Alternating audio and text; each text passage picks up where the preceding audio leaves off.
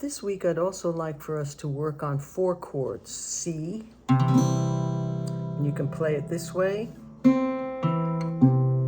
or you could throw the low G under it. You can use your fingers. A minor 7,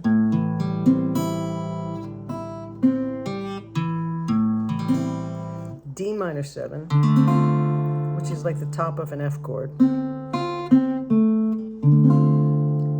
You can strum it from the D, pick it from the D, because you can have a low A under it, but you don't want the low E. And then we're going to do G7, and you can do it this way, which I've hardly ever used in my life because I've just never liked it. So instead I did this one.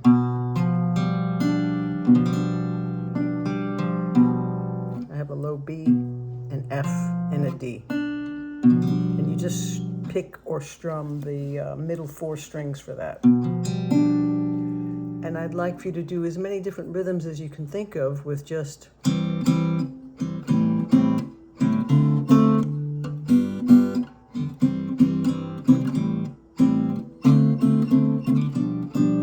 these are the chords that you've probably recognized from ear training: 1, 6, 2, 5 in the key of C.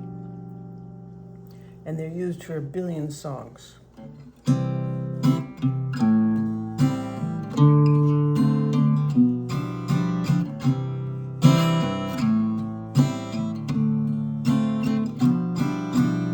You can finger pick it.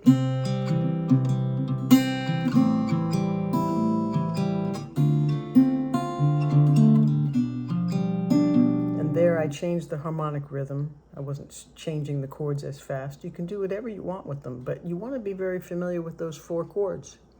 Now, when you turn them into 7th chords, they could be C major 7, which is on your sheet.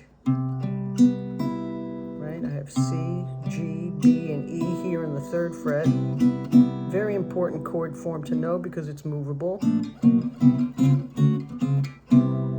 And you can play D minor 7 here, and A minor 7 here, and G7 here. So now we have C major 7, A minor 7 like this or like this, and D minor 7 here, and G7. What you want to notice is that this C major 7 came from A major 7, this open chord. Right? You have A to A major 7. If I move that up and change my fingers around and bar it, I have B flat, B, C major 7. Same thing with this A minor 7. When you bar it and move it up, now that open string root for A minor 7 turns into a D minor 7. And this E7 turns into a G7. Right, so now we have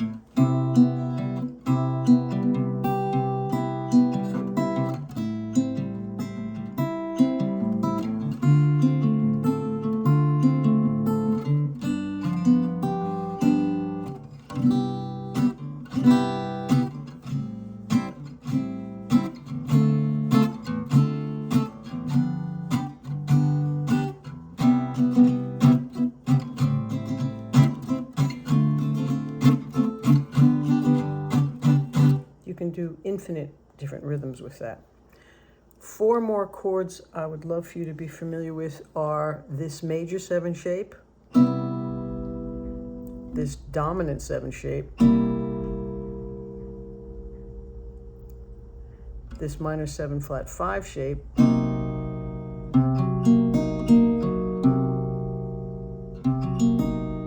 and minor 7. So now we can do diatonic chords in the key of C. You know that there's C major 7, D minor 7 is the 2 chord, 3 minor 7, 4 major 7, 5 7, 6 minor 7, 7 minor 7 flat 5, and major 7 again.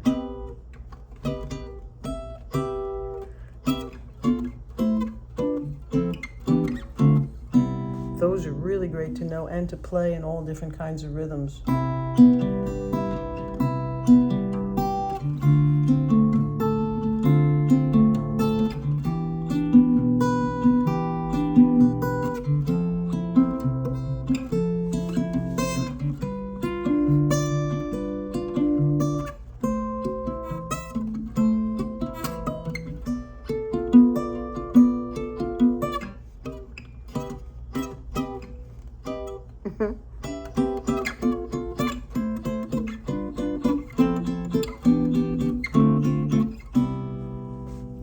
Easier to reach on an electric.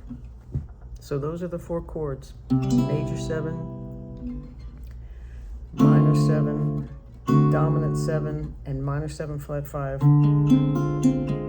all with the roots on the 5th string. All of those chords were the roots on the 5th string. So that's C major 7, D minor 7. Same shape for E minor 7 in the 7th fret, F major 7, G7 dominant 7, A minor 7, B minor 7 flat 5, and C major 7.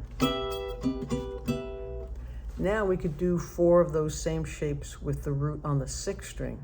So we get to this major 7, like F major 7, which looks like A minor over F. And then we have G minor 7 for the 2 chord,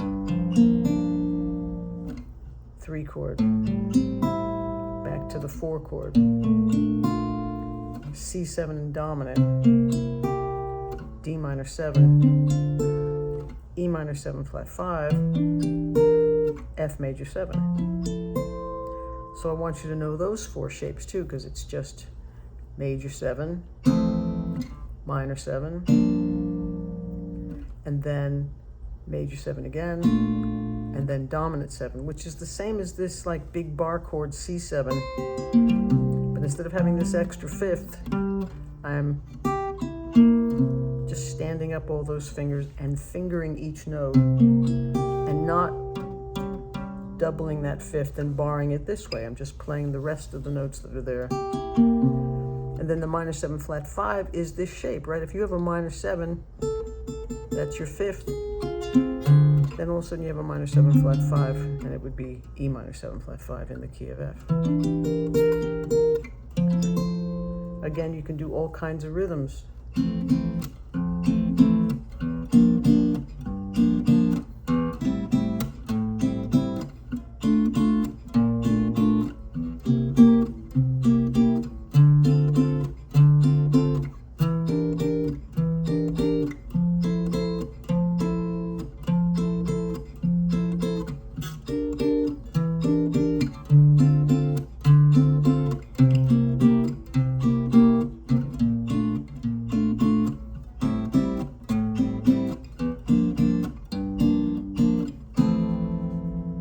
Once you know any of these chords, you can spell something else in your mind and change your fingers and make any one chord into any infinite other chords, right? Once you know major 7, you can turn it into dominant 7.